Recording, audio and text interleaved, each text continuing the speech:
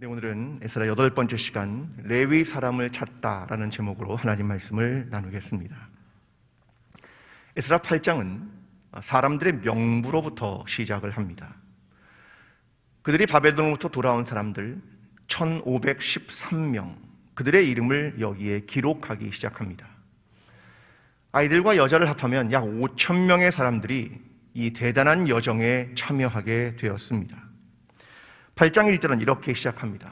아닥사스다 왕이 왕위에 있을 때에 나와 함께 바벨론에서 올라온 족장들과 그들의 계보는 이러하니라.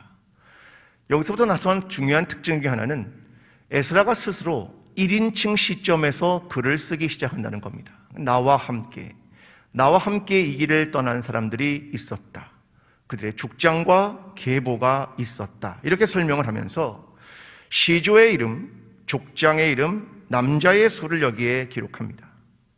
그런데 에스라에는 2장에 이미 이런 기록이 한번 등장하고 있었습니다.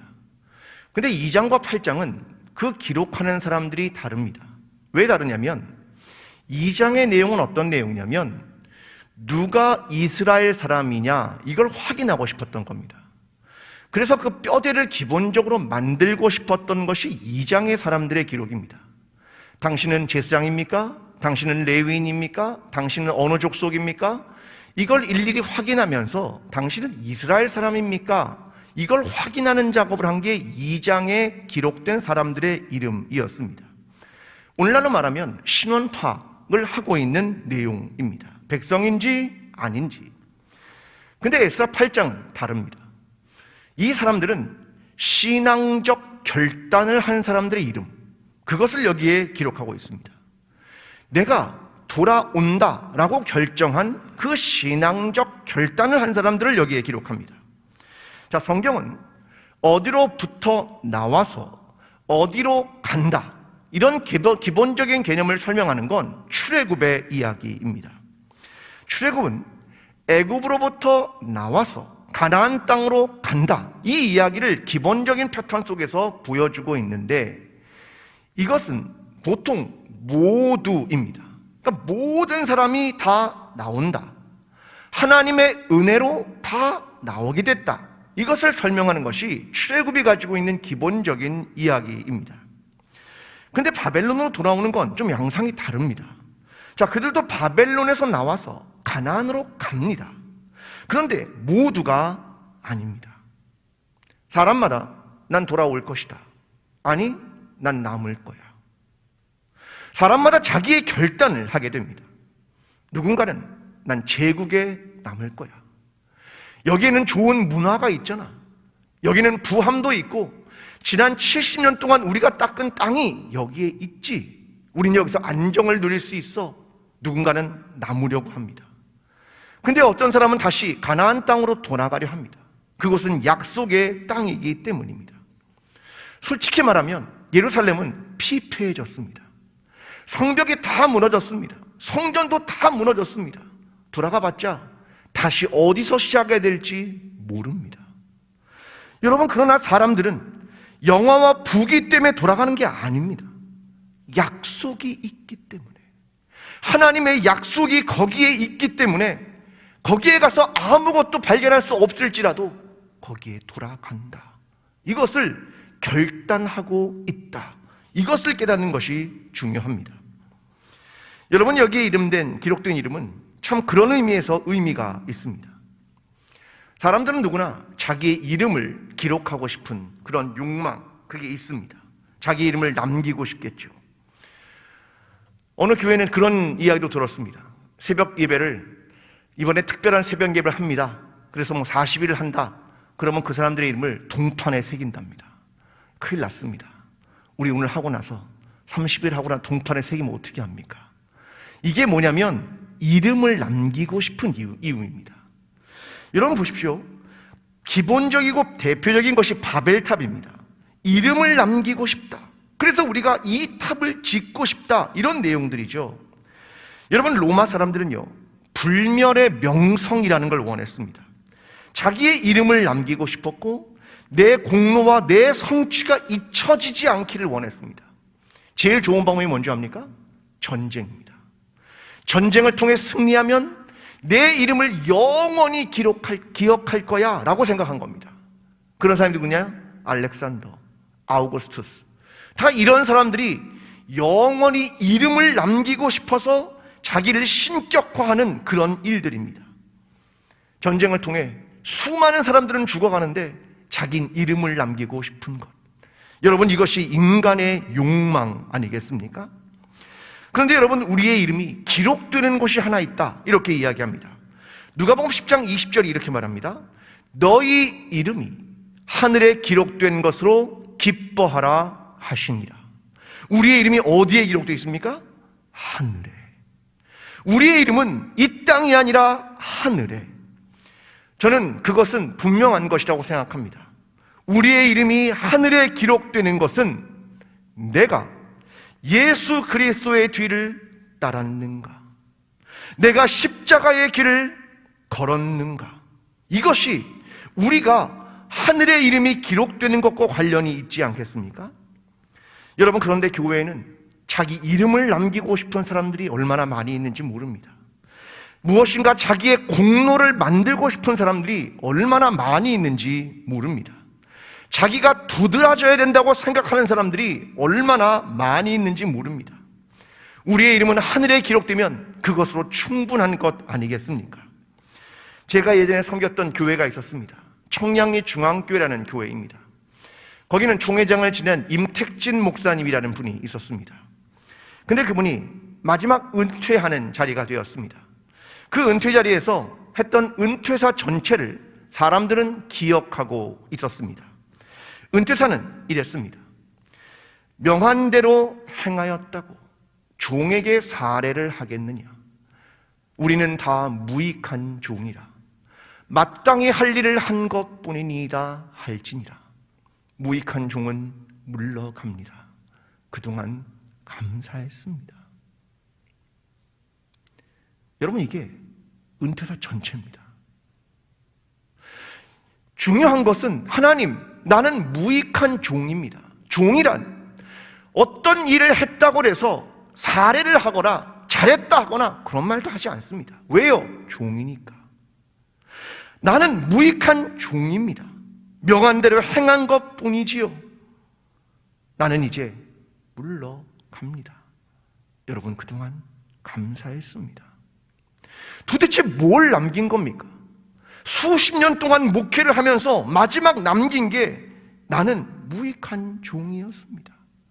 할 일을 했던 것뿐입니다. 이게 전부였습니다. 여러분, 이게 종의 자세 아니겠습니까? 오늘 저와 여러분은 무익한 종입니까? 아니면 우리의 이름을 남기고 싶습니까?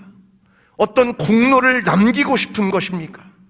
여러분, 우리는 무익한 종임을 기억하고 더 겸손하고 더 겸비하며 오직 예수 그리스도의 이름을, 그 이름을 높이며 그 뒤를 따라감으로 우리의 이름이 하늘에 기록되는 것, 그것만을 기억하며 오늘도 예수 그리스도의 뒤를 따르는 저와 여러분의 신앙이 되기를 간절히 기도합니다. 이제 에스라가 바벨론에서 예루살렘으로 돌아옵니다. 그 길은 약 1500km입니다. 약 넉 달간의 길을 그들은 가야만 했습니다. 그런데 가다가 발견한 게 하나가 있었습니다. 15절 말씀입니다. 내가 무리를 아와로 흐르는 강가에 모으고 거기서 3일 동안 장막에 머물며 백성과 제사장들을 살핀즉 그 중에 레위 자손이 한 사람도 없는지라. 자, 그들이 아와로 강가에 머물었는데 여기서 누굴 보냐면 사람들을 본 겁니다. 지금 조직과 체제 이런 거 본 거 아니라 사람들을 본 겁니다. 내 일행과 내 동역자들을 본 겁니다. 그런데 없는 사람이 있었습니다. 누구냐? 레위 사람. 아무리 둘러봐도 성전에서 봉사하는 그 레위 사람이 여기에 없었습니다. 그들이 보이지 않았다. 그래서 에스라가 어떻게 하냐면 족장 9명과 명철한 사람 2명을 보냅니다. 레위인들을 찾아와라. 성전을 지었는데 거기에서 봉사할 사람이 없었기 때문입니다. 그러니까 17절입니다. 가시바 지방으로 보내어 그곳 족장 이또에게 나아가게 하고 이또와 그의 형제 곧 가시바 지방에 사는 느림 사람들에게 할 말을 일러주고 우리 하나님의 성전을 위하여 섬길 자를 데리고 오라 하였더니, 자, 그들이 누구를 어디로 보내냐면 가시랴라고 하는 지방으로 보냅니다. 여기가 어디냐면 그 당시 바벨론에서 유대인들의 함께 집성으로 살아가는 집성촌입니다. 집단 거주 지역이죠. 그래서 거기로 보낸 겁니다. 레위인을 찾아라, 그렇게 말하는 거죠. 어떤 학자는 이곳이 성전의 사역자들을 훈련시키는 학교가 있었다, 이렇게 말하는 학자들도 있습니다. 그런데 결과가 놀라웠습니다. 18절에서 20절에 보면 몇 명의 사람들을 찾아내면 38명의 레위인, 그리고 220명의 성전의 봉사자들을 찾아냅니다. 여러분, 38명의 사람들과 220명의 사람들을 찾아내는데 며칠쯤 걸릴 것 같습니까? 220명, 38명, 258명을 찾아냅니다. 며칠 걸렸을 것 같습니까? 단 3일. 단 3일 만에 이 성전에 봉사할 258명의 사람들을 찾아내고 그들이 귀환의 행렬에 함께 합류하게 됩니다. 여러분, 중요한 건 사역자를 함께 찾는 거죠. 함께 일할 사람들, 함께 헌신할 사람들을 찾는 겁니다. 여러분, 우리가 가끔 잊고 있는 것이 있습니다. 그게 뭐냐면 사람을 기능이나 도구로 생각한다는 겁니다. 어떤 사람을 볼 때 저 사람이 어떤 역할, 이런 것만 자꾸 머리에 생각을 하게 된다는 겁니다. 여러분, 사실 작년 연말에 제가 굉장히 바빴습니다. 왜 바빴냐면 새로운 교역자들을 계속 찾아내야 하기 때문에 그렇습니다. 많은 분들이 떠나갔기 때문에 많은 분들이 새로 들어와야 되는 겁니다. 그러다 보니까 계속 인터뷰를 할 수밖에 없습니다. 이 사람은 어떤 사람일까? 근데 한 분이 왔습니다. 인터뷰를 했습니다. 많은 사람들은 이런 기록을 합니다. 저는 찬양 인도를 할 줄 압니다. 저는 영상 편집을 할 줄 압니다. 저는 여태까지 인터뷰에서 그런 적이 없었지만 좀 그날은 이야기를 좀 했습니다. 전도사님의 자기소개서를 보니 무엇을 할 줄 안다는 내용이 많이 있네요. 근데 전도사님이 2년 동안이나 사역을 했는데 그 2년간의 사역은 단 한 줄로 기록되어 있습니다. 제가 이것으로 전도사님을 어떻게 알겠습니까? 저는 지금 영상을 편집할 수 있는 기능인을 찾고 있는 게 아닙니다. 저는 어떤 일을 하고 있는 기술자를 찾는 게 아닙니다. 그렇다면 방송실에서 근무할 직원을 찾아야죠. 제가 지금 찾고 있는 사람은 동역자입니다. 당신이 어떤 사람인지를 알아야 내가 동역할 수 있는지 없는지를 판단할 수 있지 않겠습니까? 여러분, 중요한 건 누구를 찾는가라는 것 아니겠습니까? 여러분, 우리가 기능을 갖는 사람을 찾는 겁니까? 아니요. 이 사람과 함께 동역할 수 있느냐 없느냐, 이것이 가장 기본적인 질문들이 아니겠습니까? 여러분, 우리는 사람을 어떤 기능으로 대하지 마십시오. 어떤 역할을 한다고 해서 그 역할로도 대하지 마십시오.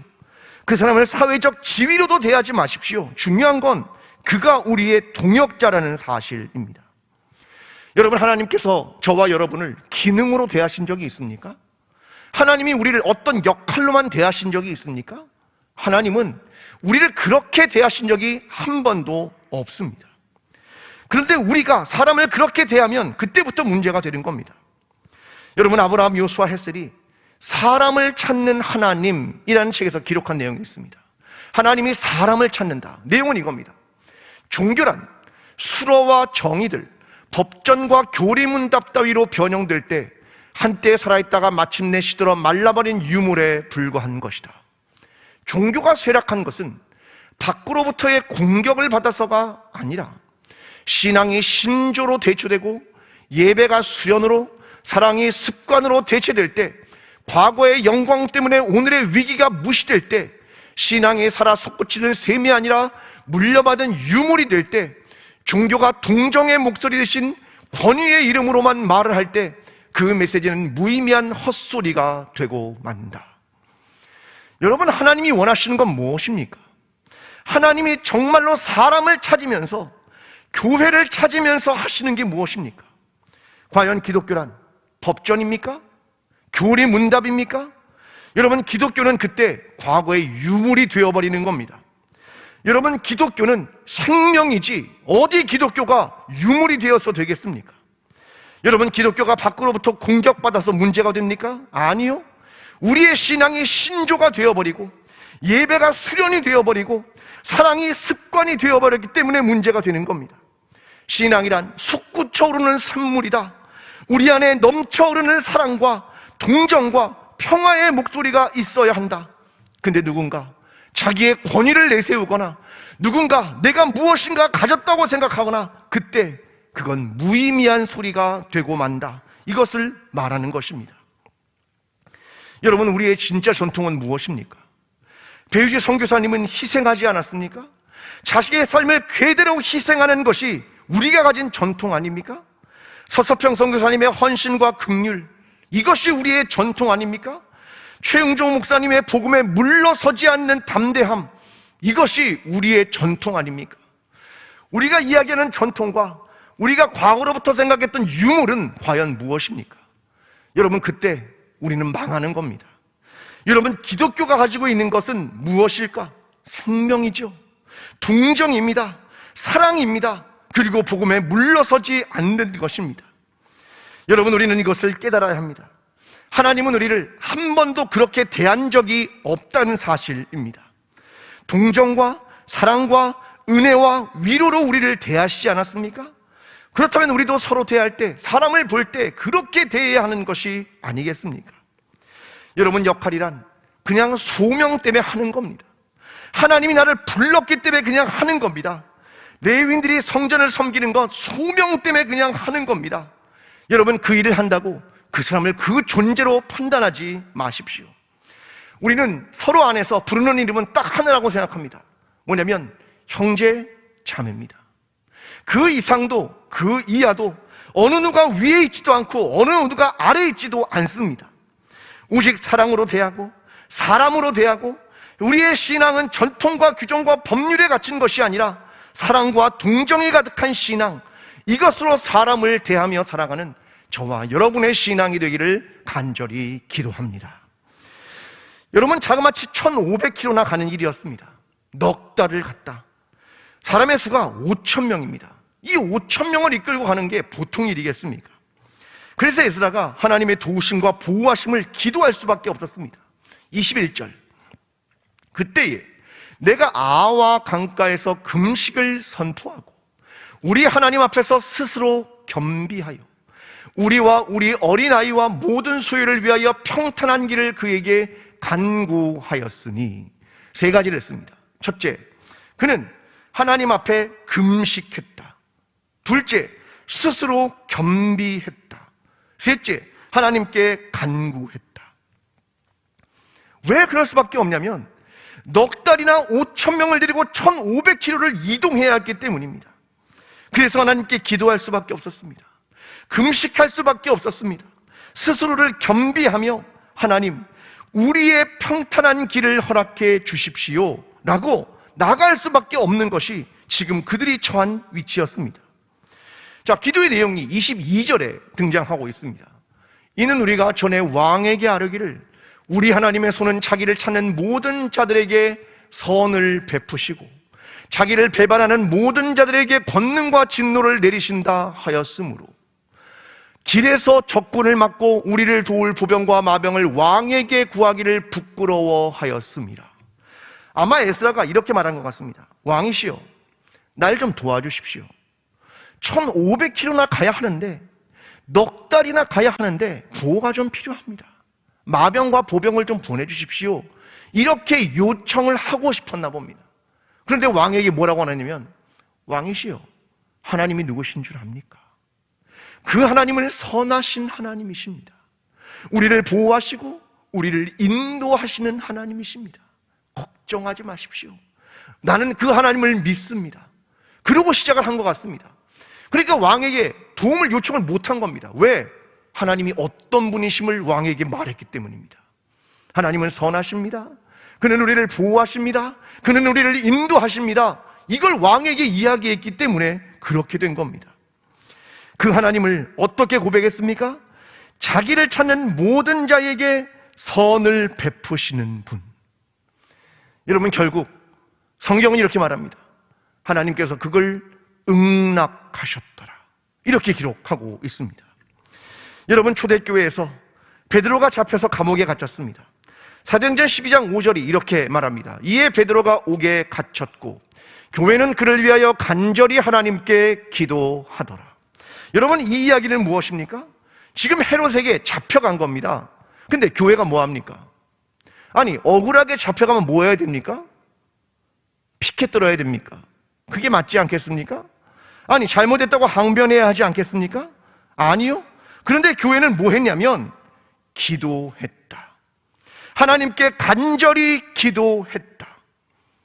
여러분, 사람의 눈에는 기도가 대단히 유약한 것으로 보입니다. 여러분, 그러나 기도가 과연 무엇일까? 성경이 우리에게 보여줍니다. 그것은 하늘에 닿는 방법 아니겠습니까? 여러분, 모세는 아말렉과의 전쟁, 이 전쟁이 있을 때 딱 하나 하죠. 출애굽기 17장 11절. 모세가 손을 들면 이스라엘이 이기고 손을 내리면 아말렉이 이기더니. 기도가 갖는 능력이 바로 이런 것 아니겠습니까? 손을 드는 행위, 이를 통해 하나님의 승리가 이 땅에 임하는 것, 이것이 아닙니까? 여러분, 어떤 능력이 임하기를 원하십니까? 마가복음 9장 29절에 이렇게 말합니다. 이르시되 기도 외에 다른 것으로는 이런 종류가 나갈 수 없느니라 하시니라. 오직 기도 이외에는 다른 능력이 나갈 방법이 없다, 이것을 의미하는 겁니다. 사랑하는 성도 여러분, 기도의 능력을 믿으십니까? 기도가 하나님의 뜻을 이룬다는 사실을 믿으십니까? 기도가 우리의 삶을 승리로 이끈다는 사실을 믿으십니까? 여러분, 기도란 하소연이 아닙니다. 기도란 내 마음의 위안을 받기 위한 것도 아닙니다. 기도란 선택사항도 아닙니다. 여러분, 기도의 시간을 통하여 하나님의 임재를 경험하고 하나님의 능력이 임하는 것을 경험하는 것 아니겠습니까? 오늘의 내용은 이겁니다. 성도의 기도가 사건에 영향을 미쳤다. 그걸 말하고 싶은 겁니다. 그들이 금식하며 자기를 겸비하며 하나님께 간구했을 때 그들은 넉 달 동안의 1500km의 여정을 무사히 마칠 수 있었다. 그들의 기도가 사건에 영향을 미쳤다. 그들의 기도가 이 땅에 영향을 미쳤다. 이것을 보여준 것입니다. 하나님은 오늘 저와 여러분이 한 해를 시작하면서 기도하기를 원하시는 것은 바로 이러한 이유들 때문입니다. 오늘 저와 여러분의 삶에 하나님의 보호하심과 하나님의 인도하심이 있기를 기도합니다. 우리가 그 하나님을 믿기 때문에, 그래서 그 하나님 앞에 자신을 겸비하며 하나님 앞에 간구함으로 올 한 해 저와 여러분의 삶을 인도하신 하나님, 우리를 보호하시는 하나님, 그 하나님을 경험하게 되는 저와 여러분의 기도가 되기를 간절히 축원합니다.